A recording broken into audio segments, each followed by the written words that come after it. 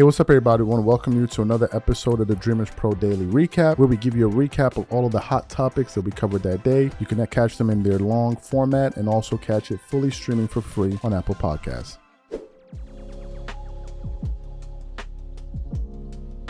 Let me get into this content here. So, been doing a little bit of running around and been catching some of the news here and there.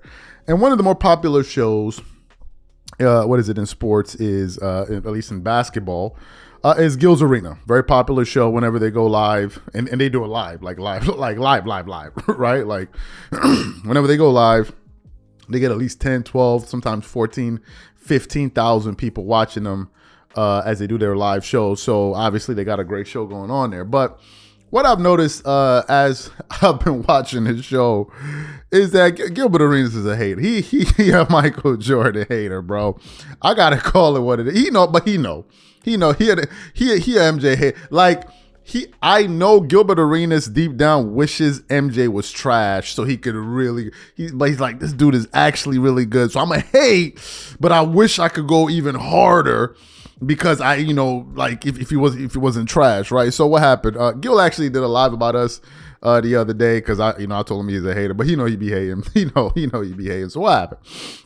I came across a clip of Gilbert Arenas talking about how Michael Jordan and the Washington Wizards ended up parting ways. How it was a situation that absolutely wasn't amicable. Both parties didn't find a way to work it out, and Jordan left there, and he was pretty pissed off. And basically, Jordan was voted off the island. The players didn't want him there.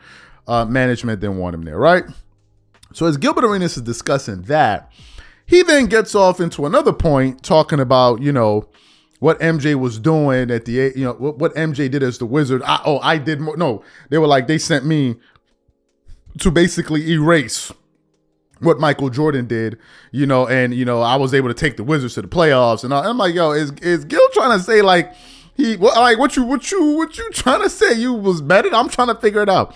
So that's what he was doing. But before we even get into his comments, this video is brought to you by our brand new sponsor, PrizePicks, the largest daily fantasy sports platform in North America. PrizePicks is really simple. Instead of just selecting a team, you just select two or more players, pick more or less their projected stats, and then you place your entry. For example, this week, I'm selecting two entries. Stephen Curry for more than 25 points, and then I got Anthony Davis for more than 2 blocks, and Damian Lillard for more than 4 3-pointers made. PrizePicks is also the only daily sports platform with an injury insurance policy. So for example, if you have a player who gets injured in the first half and doesn't return to the second half, that player gets automatically rebooted. What I also love about PrizePicks is that it offers weekly promotions like Taco Tuesdays. Each Tuesday, PrizePicks discounts select player projections up to 25% to provide even more value. So go to prizepicks.com/CLNS and use code CLNS for a first deposit match of up to $100. That's go to prizepicks.com/CLNS, use code CLNS for a first deposit match of up to $100. And once again, once you support this sponsor, you're supporting this channel. Thank you. So what we want to do is want to play exactly what Gilbert Arenas had to say on this show as he tried to take a shot at Jordan and failed. Then we're going to come back and continue on the show. Take a listen to what Gilbert Arenas had to say here. So Gil, when you left the Warriors for the Wizards, you also had, I believe, an offer from the Clippers as well. Was it just based on the total value of the bag? Was that the determining factor, or did you give any serious thought? Different Clippers time, obviously, at that stage in life, different ownership. No, I mean, we was negotiating. We came out the gate talking about we want the max, right? Just asking for the max. Clippers asked, it was $55 million out. Just we'll give you 55, right? It was 51. Clippers came to 55. Miami was hesitant to paying the young dude, right? Brian Russell opted out of his Wizard contract to come play for the Lakers. Mm-hmm. Salary cap went up. Wizards had 64. So when I went there, they said, he said, if you get me out of this Jordan era, you're taken care of. Right? So I didn't even go back to renegotiate. All I heard was, you get me out of this, erase Jordan's name. You think about me, it's the competition of it. Right? It's just a competition. Erase Jordan's name, and cool. Like that was Yeah. playing, like the ideal of playing home, right? Being distracted. I didn't want that idea. Like the coin flip and all that shit. Right. Think about it. I flipped the coin, it landed Clippers. I just did the opposite. You still said no. Right? I just did the opposite. It was more like me being somewhere else, don't know anybody, I just got to put in the work.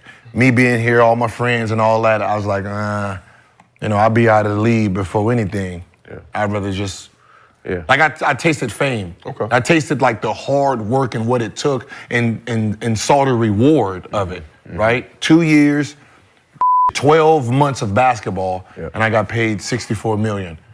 That's, Yeah. I mean, that's what I felt. It wasn't the money aspect because, it was like, oh, I did this one, most improved, one rookie, sophomore, all-star MVP, right? It was like, oh, I want more. But Gilbert, why would the Wizards want to erase MJ's legacy? Isn't he the GOAT? No, they just had a big falling out. Okay. Right, and I know people, try to pretend that it didn't happen, but when he went there, it was the game ownership. And he got rid of like the Rip Hamiltons and all the young guys, Courtney Alexander, Popeye Jones, which is not old. Which is not young, but it was to build a playoff team to make it to the playoffs, right? And then he was going to go into management. How he was dealing with the players, they didn't like the idea that this is how they're being dealt with as the player version of him. What happens as the owner version of him? So the team had a meeting and basically said, we don't want him here. Oh. We don't want him to be our owner. So, Damn. Mr. Poland basically said, well, the players voted. So they gave him, when he had the meeting with MJ, gave him that check and said, the team don't want you, gave him $10 million. MJ threw that and left. Damn. So So MJ was so he was getting killed. So he was Mr. Poland was getting killed because of the MJ thing. So so he was like, just erase his name out of here, let people start talking about bet. That's a bar, Gil. You ain't tell nobody that. Bet. So you heard what Gilbert Arenas had to say there. Now, as I was listening to Gilbert, I began to think to myself, I said, yo, hold up. He talking about Jordan like, you talking about a 39-year-old, right? You talking about a 39-year-old. And I'm like, here's the difference. The person you were talking about was damn near 40 years old. It wasn't like as if we were talking about a young MJ. And I went back to look at Gilbert Arenas' stats when he first joined the Washington Wizards, right? And I then said, let's look at the type of basketball player Gilbert Arenas was at the age of 22 in the NBA. At the age of 22, Gilbert Arenas was already playing for the Washington Wizards.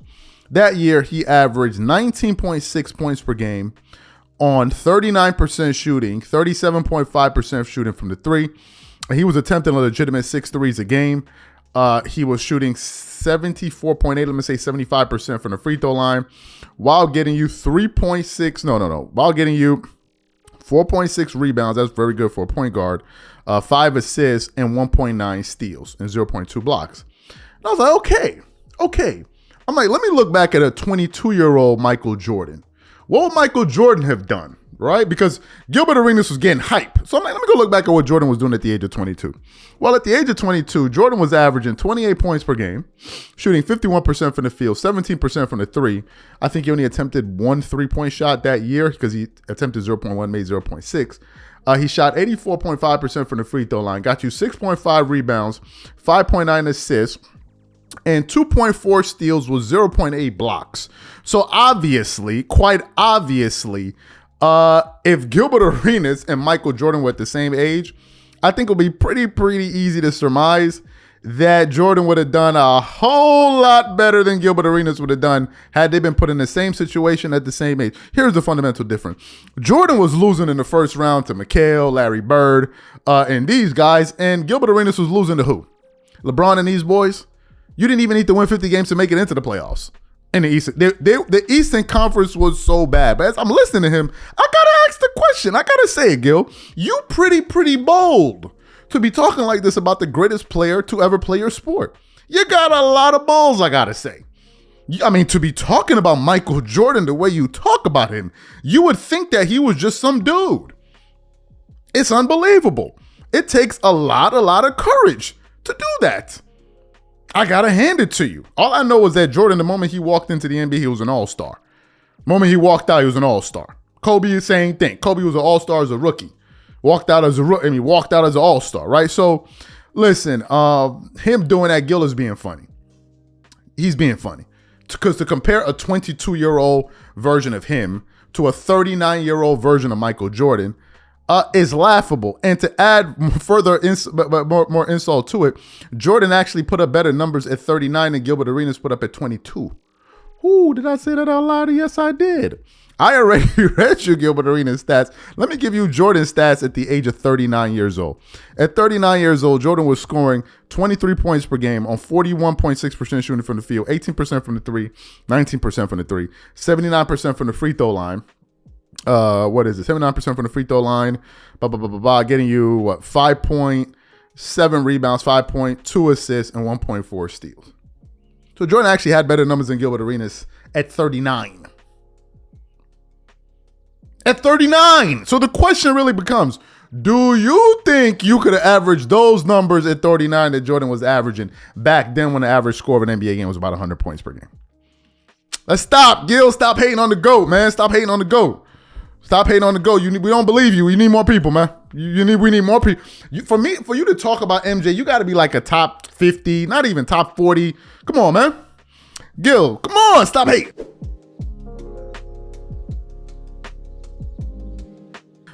Gilbert Arenas, who always hating on Michael Jordan. So you know Gilbert Arenas is a Michael Jordan. Why he does it, I don't know why.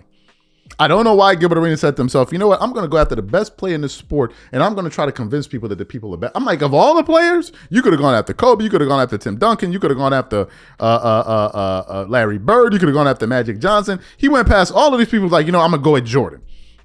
And then to go at him and bring a player that's far that he's far more superior than. But nevertheless, Gilbert Arenas tries to make these terrible arguments about why he believes LeBron James is in the same universe as Jordan, and I don't think so. I'm saying it. I'm saying it right. I don't think it's close. Y'all can be up there twerking it up, knocking over drinks. I don't feel that way. There's some people that like to be politically correct, like he's two. I don't think it's close. Let me just say that.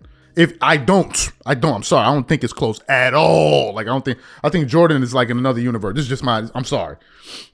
I don't think it's close. But, you know, Gilbert Arenas has been on this campaign of hating on Jordan on Gil's Arena. So what happened recently? Gilbert Arenas was on his show and he was trying to criticize Michael Jordan for not being able to uplift the Washington Wizards at the age of 39, the way LeBron has been uplifting the Lakers, even though I don't know what he means by that. But anyway, and he says that why didn't Jordan get enough criticism? So for those of you who didn't hear his comments, I want to quickly play them for you now, and I'm going to come back and continue on the show. Take a listen to what Gilbert Arenas tried to say here. When Michael Jordan was playing with the Wizards that second year and he brought in all those vets to try to win some games, they were supposed to be a playoff seed. When they were losing, no one talked bad about Michael Jordan. No one said nothing. They just let him do his thing. Exactly. So why y'all not doing it for this 39-year-old? Why is he expected to win when the GOAT didn't? They supposed to win 48 games. They had high hopes for that second year and they fell short, and no one blamed Michael Jordan for it because of his age. So you heard what he had to say. Now, what happened? He says that, and I think that was on his Instagram. Then I come across an article from fadeawayworld.net that then went out there to highlight an article which basically said Brendan Haywood, who's one of Gilbert Arenas' former teammates, actually pushed back on Gilbert Arenas for his ridiculous comments. And I want to show it to you here. He said, in response to that, he said, MJ didn't have Anthony Davis on his team or anybody remotely close to his level of talent. Now, what he just said is what most basketball fans that don't rub honey all over themselves and twerk it up all over the place know. So for those of us who are aware of this and we hear this, we laugh because like, this is ridiculous. Gilbert Arenas is talking like as if we don't know what happened 20 years ago. He always makes fun of me about Google. Maybe he uses Bing. I don't know, whatever. He must have something against Google. Maybe they blocked him. I don't know. Maybe he can't open up a Gmail account. I don't know what happened. But anybody who has a computer can punch this up immediately and figure out that what he's saying is laughable. What are you talking about? Who were the top 75 guys Jordan was playing? As a matter of fact, let me go to the roster of the Washington Wizards. Let's look at what year is this? This is the 2001, 2002 season. Okay, let's look at some of these Hall of Famers. Courtney Alexander, Kwame Brown, Hubert Davis, Richard Hamilton, who was a great player for the Detroit Pistons, obviously. Brendan Haywood, Popeye Jones, Michael Jordan, Christian Laettner, Tyronn Lue, Tyron Nebsby, Bobby Simmons, Ian Thomas, Jahadi White, Chris Whitney. Where are the top 50 guys on this list? Where are the top 10 guys on this list? Where are the top 75 guys on this list? Where are they? Where? We can go back a few years earlier where LeBron was even younger than 39. He was playing with who? Russell Westbrook, Anthony Davis, Carmelo Anthony, Dwight Howard. A few years prior, Rajon Rondo. Where were these players that Jordan was playing? So when Gilbert says this, I gotta sit back and believe that Gilbert must know that his audience is not very well studied when it comes to basketball. Because it's only people that don't know this that you can get this over on. I cannot comprehend a normal, informed basketball fan listening to this and say, oh man, he makes a great point. I can't fathom it. I can't. You compare the teams. What are we talking about here? And to this day, he's still playing with Anthony Davis. To this day. So I got to ask the question, why is Gilbert Arenas doing this? We actually put up a poll on our channel. Let me say, how long ago did we do this? We put up a poll 2 hours ago. And the question was the following. Do you believe Gilbert Arenas secretly works for Clutch Sports? Out of the 3,000 voters, 72% said yes. 28% said no. Right? And some people are, oh, how could you say this? How could you say this? Here's, if you notice something, you notice Gilbert Arenas got more respect for Rich Paul than he do for Michael Jordan. Why? Gilbert Arenas got more respect for Rich Paul than he does for Michael Jordan. The person they spend all day long comparing to. If there was no MJ, they would have nobody to talk about. Do you realize Gilbert Arenas got more respect for Rich Paul than Michael Jordan? Why is that? Why is that? He just recently said that he used to train LeBron James' son, Bronny James. He said that Bomani Jones was on the show there. So he knows LeBron. Obviously, he said when they were playing in the playoffs, they used to go out, hang out at LeBron's house, and which I cannot even believe. We're in the playoffs and we're competing, and I'm going to your house? What? But that's what they were doing. Listen, the Michael Jordan slander got to stop. The reason it has to stop is because no one is being convinced. The only people that think this is an argument are LeBron fans. That's all. Kobe fans don't think it is. Jordan fans don't think it is. Tim Duncan fans don't think it is. Magic Johnson fans don't think it is. Larry Bird fans. It's only LeBron fans that actually think this is something. Like, man, we onto something here. We got him rolling now. You ain't got nothing. No basketball. Nobody thinks that. Nobody. Gil's Arena is not the basketball fans. It's not. Nobody thinks this. Nobody. And you know who else isn't thinking? Gilbert Arenas. Gilbert Arenas does not think that LeBron is better. He does not think that. Do you know why he doesn't think that? Because he can't make an argument for why he would think that. I challenge Gilbert Arenas to make a show on his channel, on Gil's Arena, his smaller channel, whatever it is, No Chill Gil. You do a show and explain to the audience what you believe makes LeBron a better basketball player than Mike. I can assure you he will not be able to do it. He cannot do it. The only way he can do it is by bringing up points about, oh, well, you see what Jordan was doing as a GM? Do you see the way he walks? Did you look at his cigars? You know, LeBron built a school. Jordan didn't build a school. What does that really mean? The irrelevant points. If we're talking about basketball, it's impossible. The only people that believe that on that show is him and the moderator. That's it. That's all. Kenyon Martin don't believe it. Brandon Jennings don't believe it. Rashad McCann don't believe it. Bomani Jones don't believe it. You can bring on Rich Paul. Only bring on Rich Paul. He believe it. Who else would believe that? Well, nobody. So to me, listen. We got to stop with the Michael Jordan hate. Do you know why? Because again, y'all nowhere. Y'all are not making up ground. Y'all are not convincing anybody except LeBron fans who be sitting up there twerking it up, rubbing honey all over themselves. Coming into this year, we want to start experimenting and talking about other things, broader topics, not just sports, and just really expanding the audience. And we also believe that some of the people that are already basketball followers, people that follow sports, also share a similar interest as well in topics like this. So that's one of the reasons. And number two, just things that I think about, things that I have opinions on. And I said, hey, why not express my views on it? So what happened? As you guys know, DJ Vlad, is one of the biggest channels on YouTube. Huge platform, been at it for about 10, 15 years now. Has over 5.5 million subscribers. I believe gets about 60 million views a month. A very big juggernaut in the media space. Also has his website. Very big news outlet for hip hop and pop culture and all of that, right? We all know who Vlad is.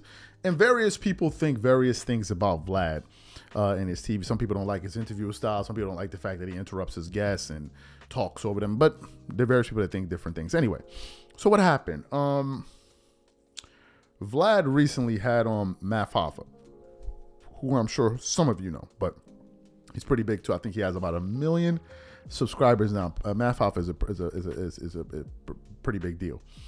So they were talking about a range of things. And what I like about Math Hoffa on Vlad is that Math always pushes back on Vlad. He's not up there twerking it up for Vlad and agreeing with him. Because some people just be happy to be in the room. But Math Hoffa be pushing back. He'd be ready to go back at Vlad. So what happened recently, Hollywood actress Taraji P. Henson, who we all know, at least some of us know, who's been acting for God knows how long, has a extremely expansive catalog, and she's been doing a lot of movies. One of the best actresses out there. She recently came out and began to lament the fact that she was unhappy that women of color were not being paid what she believes they deserved. She was on Sirius XM. And she got pretty emotional about it. So what we want to do is want to play some of her comments on that show, and then we're going to come back and continue on the show. Take a listen to what she had to say here. And I heard on the street, Taraji, you had the audacity to say you're thinking about stopping acting. We said, stop talking. Are you thinking about it? I'm just tired of working so hard, being gracious at what I do, getting paid a fraction of the cost. I'm tired of hearing my sisters say the same thing over and over. You get tired. I hear people go, you work a lot. Well, have to. The math ain't mathing. And when you start working a lot, you have a team. Big bills come with what we do. We don't do this alone.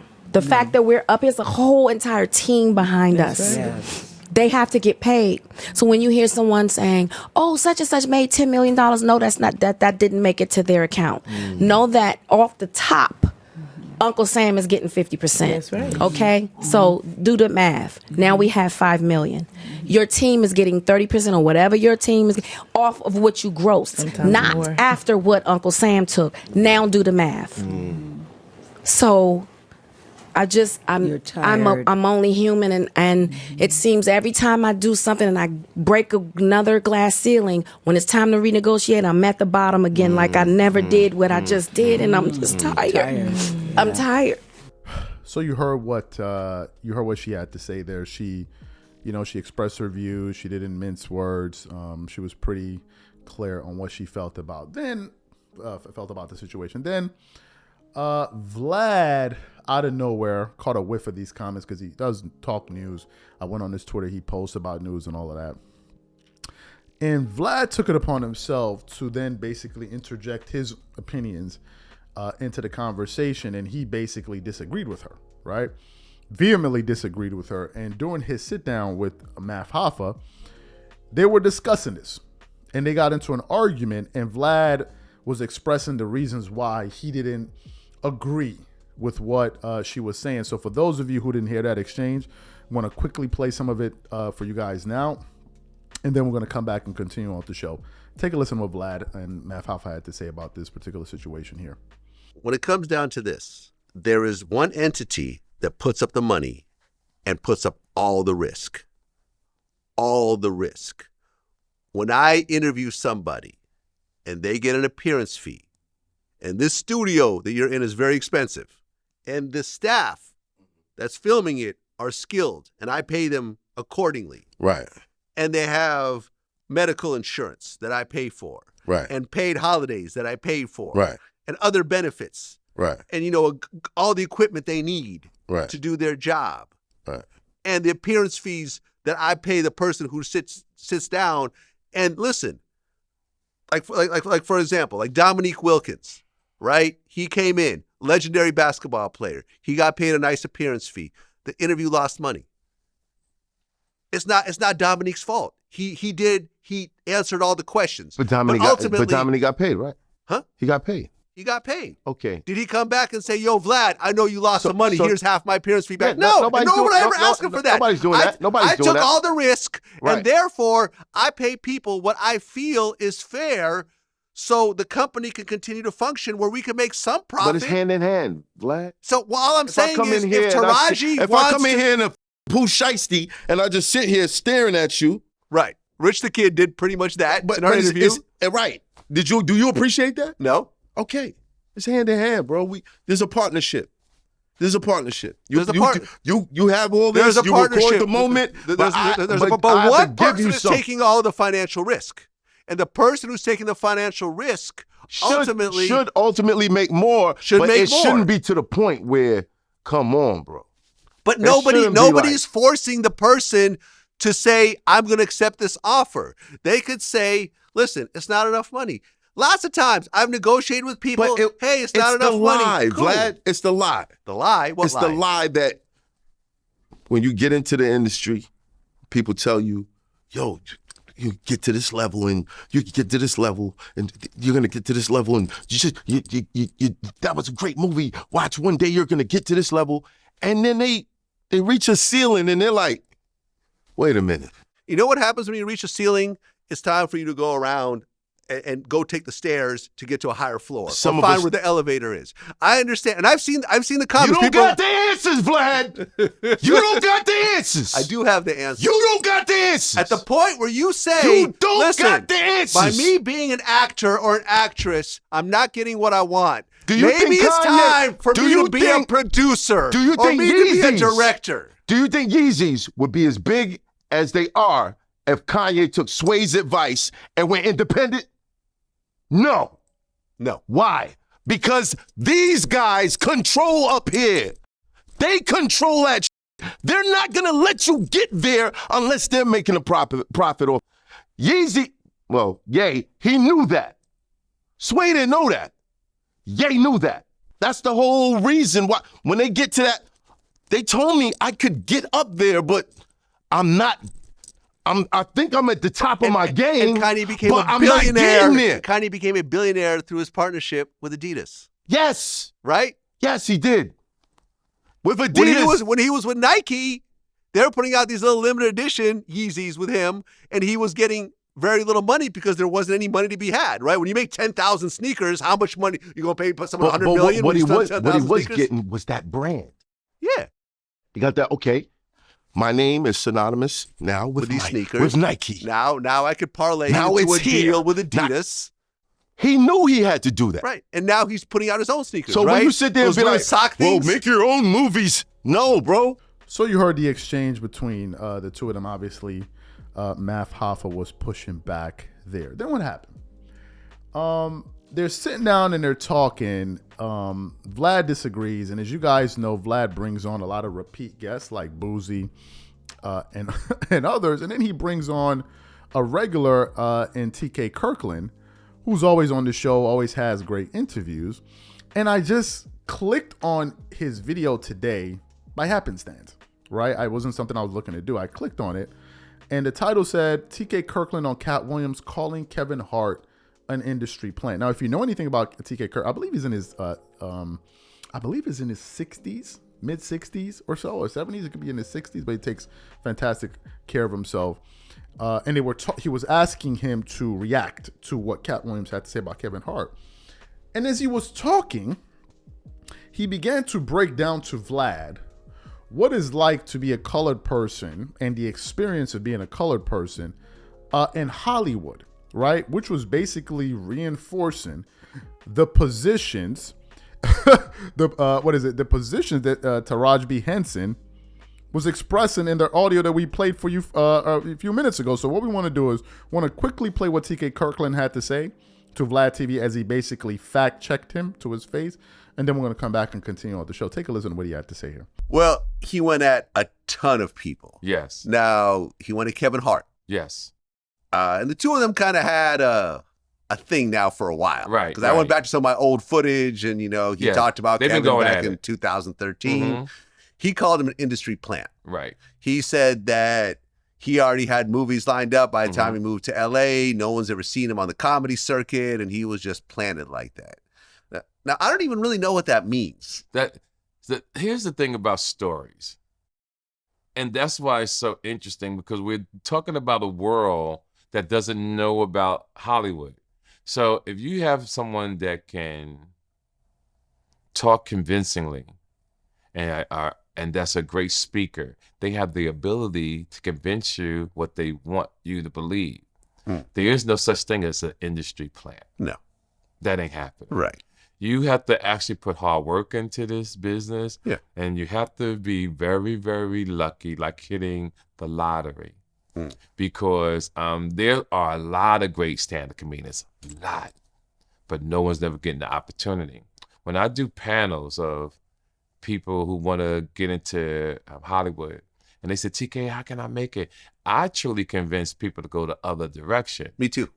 Because you don't want to be in Hollywood. Yeah. Especially for African Americans. And let me tell the fans why.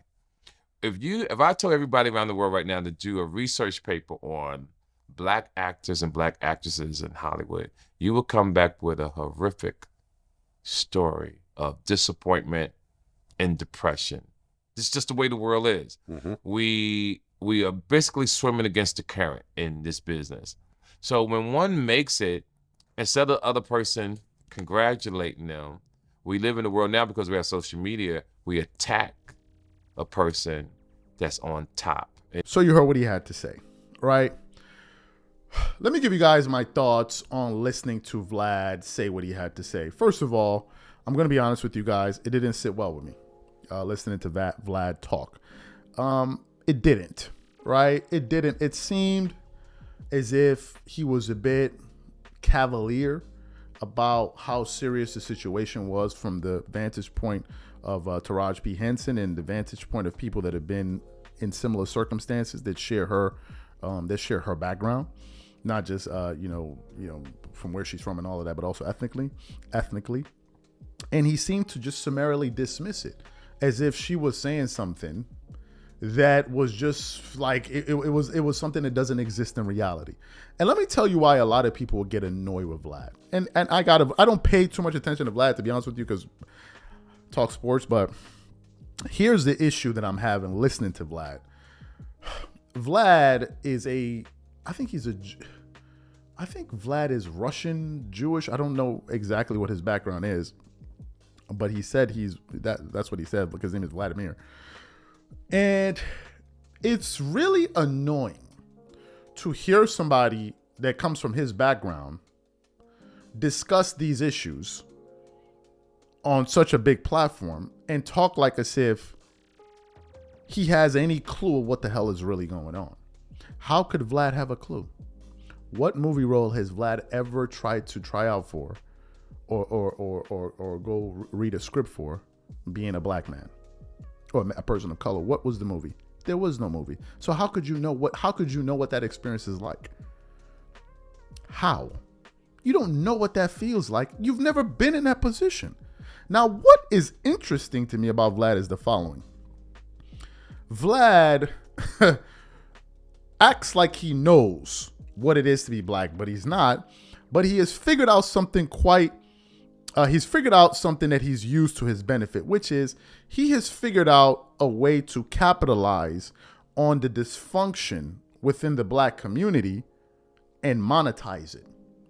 Vlad is what you would call in high school an instigator. Vlad will sit down with you. He will ask you questions about person A, right? Talking to person B.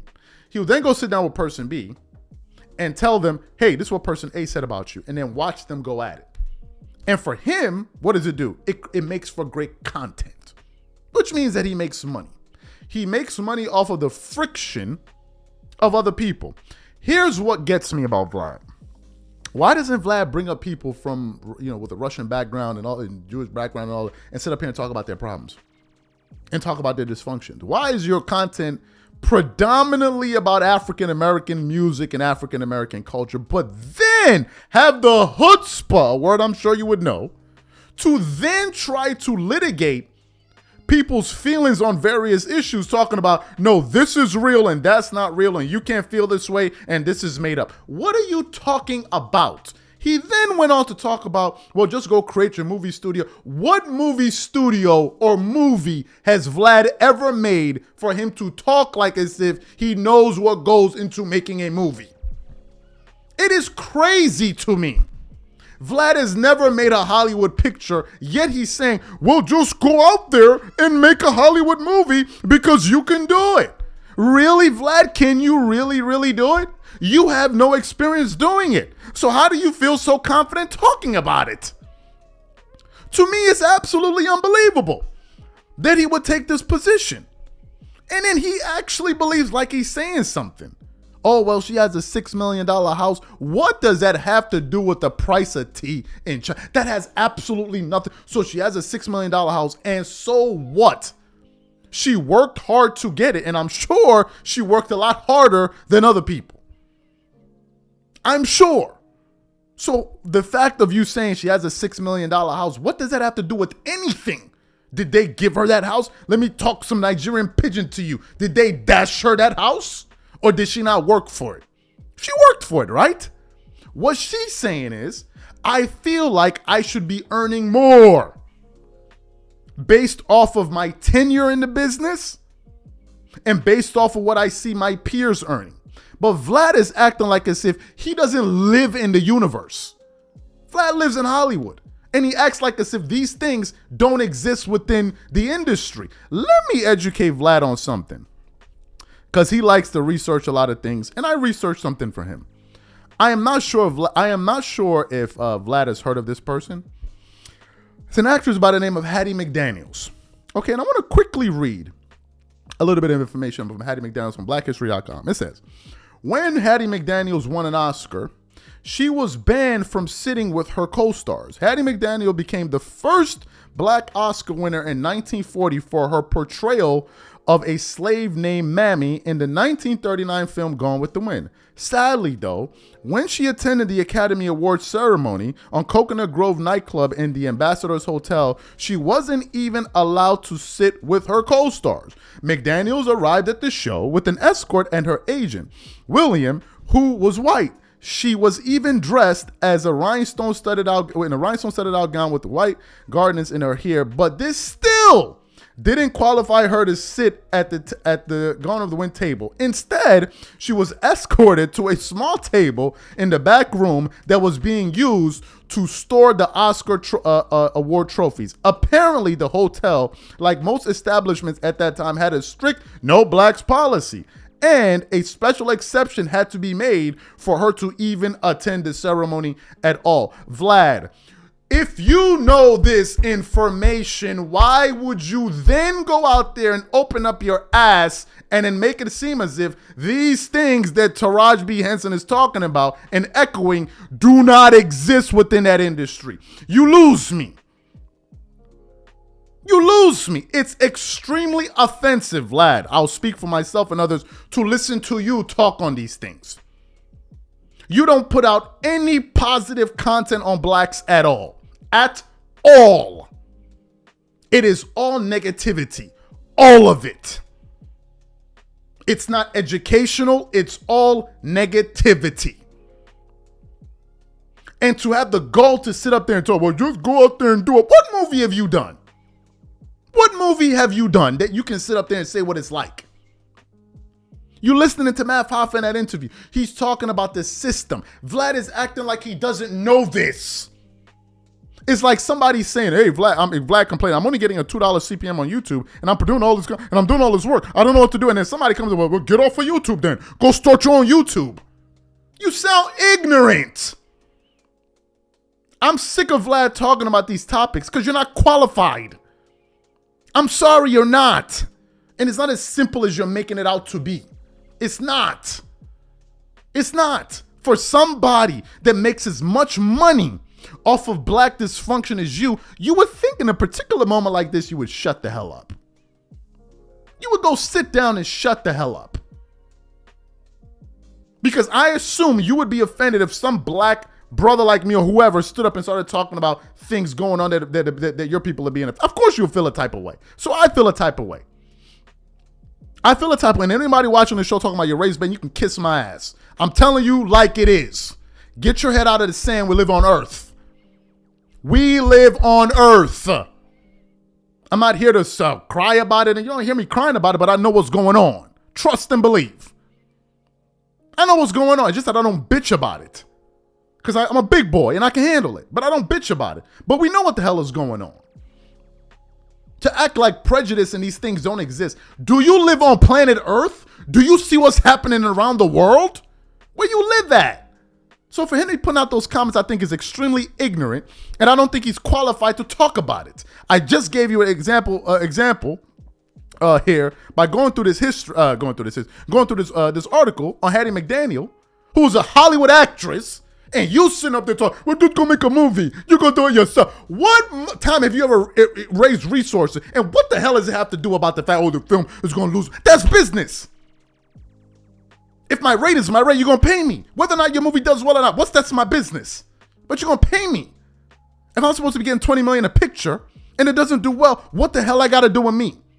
I went out there and I performed my role. She's being paid to perform the role. So why are you talking about they took a loss? That's not her business. It's up to the next person to say, oh, wait a minute, this person's not successful at making movies. But that's not what she's discussing, is she? And that's not what you're discussing. You went up and said, oh, well, she has a $6 million house, and I live in, and then you talking about I live in Cal. Who cares? You're interjecting yourself. I live in, if you work hard, and if you do this, and you do that, and then you do that. Vlad, sorry to break it to you. When we're talking about people that we want to aspire to be, ain't nobody looking at you. I'm sorry. Personally, I'm looking at people like Tony Alimalu. Ain't nobody looking at you. I'm sorry. Like, I'm sick of it listening to this dude say this. You got some nerve. You got some nerve. With the amount of negative, you know what, that you put out on blacks, you got the nerve to sit up there and be talking about it? You got some nerve. You don't even know you're insulting your audience. And you love it. And some of you dudes tune in and watch it. Him sit around instigating people. I don't get it. If Boozy gonna boycott Gucci, boycott Vlad, because he's doing the same thing.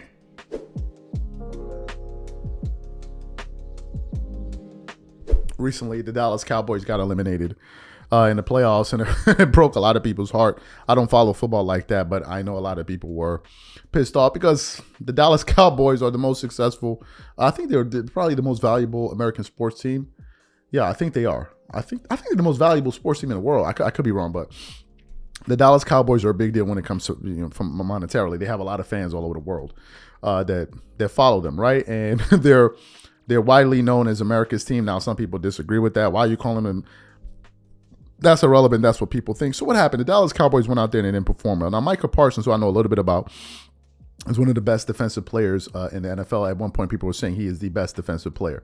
So what happens? They go out there to lose the game. Dak Prescott, people are going out there saying whatever it is they feel about him. I didn't even watch the game, but I heard what people were saying about him. So what happened is, you guys know, Skip Bayless is a huge Dallas Cowboys fan. Whenever they win, he comes on there and slams on the table talking about, how about them Cowboys, right? Then they got Michael Irvin. He's on there as well. Former Dallas Cowboy there. You know, so they're trying to really tap into that market, tap into that fan base. So what happens? The Dallas Cowboys lose, right? And then it's the following day, and then Skip Bayless comes in, and usually he has a lead in and a monologue where he kind of preps the audience for the show. And in this monologue, he starts going off on the Dallas Cowboys. And in the middle of it, he then brings in Micah Parsons and starts taking shots at him and disses him all over the place. And I was like, even for me at the time, before I even heard his response, I'm like, God damn, like, bro, take it easy, right? Take it easy. So that's what we want to get into. But before we even get into that, this video is brought to you by our sponsor, Aura. Do you know what the fastest growing crime in America is today? It's identity theft. Imagine trying to log into your email only to see that your password has been changed. Then you start getting weird notifications from your bank and credit cards only to find out that all of your personal and sensitive information has been totally compromised. If you think it can happen to you and your family, just know that in 2020, over 49 million Americans were victims to identity theft, costing them a combined $56 billion. That is why we are excited to partner with Aura, who's the sponsor of this video. Aura is the #1 identity theft and financial fraud protection.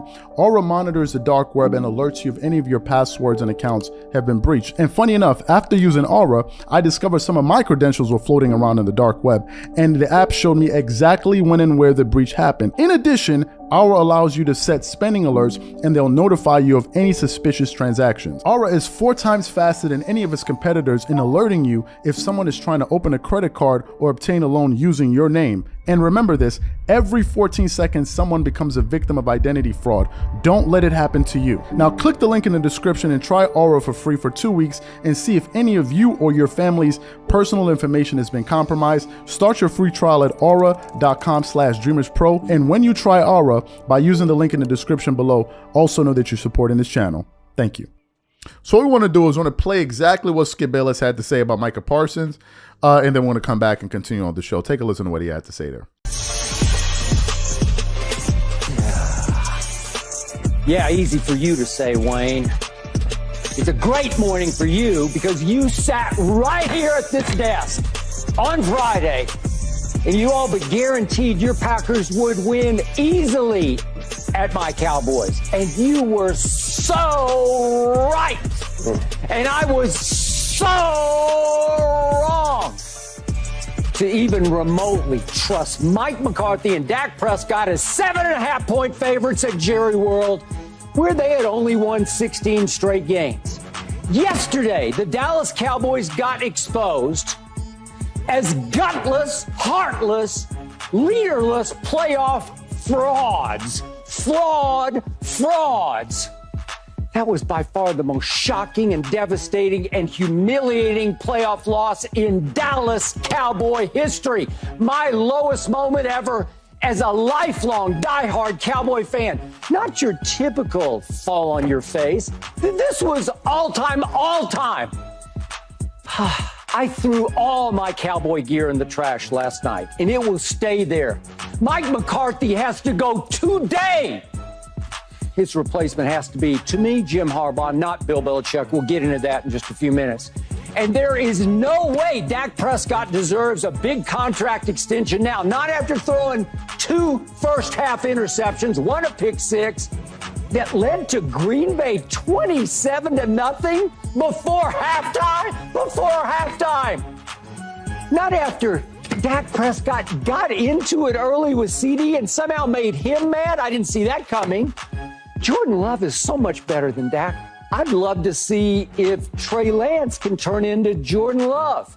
Now, would you believe, I hope defensive coordinator Dan Quinn gets a head coaching job. Now I'm not so sure he will, because how do you sell 27-0? How do you sell 48-16 with 6 minutes left in the game? Micah Parsons, he's so overrated. He had the worst pass rush game of his entire career yesterday. Only 1 pressure, 0 sacks, 0 tackles for loss, 1 solo tackle, and 1 assist. Are you kidding me? January 14, 2024. A day that will live in Cowboy infamy. So you heard what he had to say. Well, apparently Micah Parsons caught a whiff of his comments, and he took to Twitter to respond to Skip Bayless, and he had the following response to him. He said, you just a hating ass mofo who mad I ain't want to do your show. Where was all of this when you were on my nuts wanting me to come on your show every Tuesday? You lame as you know what, Skip, real what, bleep. Fake ass Cowboy fan. So Micah Parsons was pretty upset with Skip Bayless for what he had to say. What are my thoughts on this? Well, Skip Bayless is a Dallas Cowboy fan, right? And I think that he reacted in a way most fans react. I follow the Lakers because we produce basketball content. You're going to talk about the Lakers inevitably. And I see how Laker fans react when the team does well and when the team loses. Fire the coach, trade this guy, trade that guy. In the case of the NFL, when you're playing in the playoffs, you only, what is it? One win, one loss, so you're out, in or out, whatever. I'm assuming the emotions are escalated in a situation like that, and you're going to have a lot of fans with emotions that are running high. And I think that's exactly what we saw in the case of Skip Bayless. I think if the Dallas Cowboys had gone out there and won and performed really well, and Micah Parsons played very well, he was going to be heaping a whole bunch of praise on him. But that's not what happened. They lost. And Skip Bayless did what a fan would do. Now, let's get to the personal side of it. To the part where Micah Parsons was talking about, you wanted me on your show, and then just because I didn't come on your... I can understand what he's talking about. Because I think that Micah Parsons is used to the criticism. I think he can expect that to a certain degree from fans. But in the case of Skip Bayless, he's like, bro, you wanted me on your show. You wanted me on your show, and now all of a sudden you're trashing me. And I think that the reason Skip did it was because it was good content. It was good content. So Skip wasn't thinking about the fact that he invited you on his show. He was just thinking about what's the best intro to my show. And then if it's going to be at your expense, so be it. And that's exactly what I think it is. Skip thrives off of that. And as a matter of fact, it's controversy. As a matter of fact, I wouldn't be surprised if he talks about it. Because he thrives off of stuff like that, right? And I think Micah Parsons thought that, oh, well, they built a rapport, off air because you invited me to your show. And he found out the hard way, like, nah, buddy, you didn't. It's all business. We're not friends here.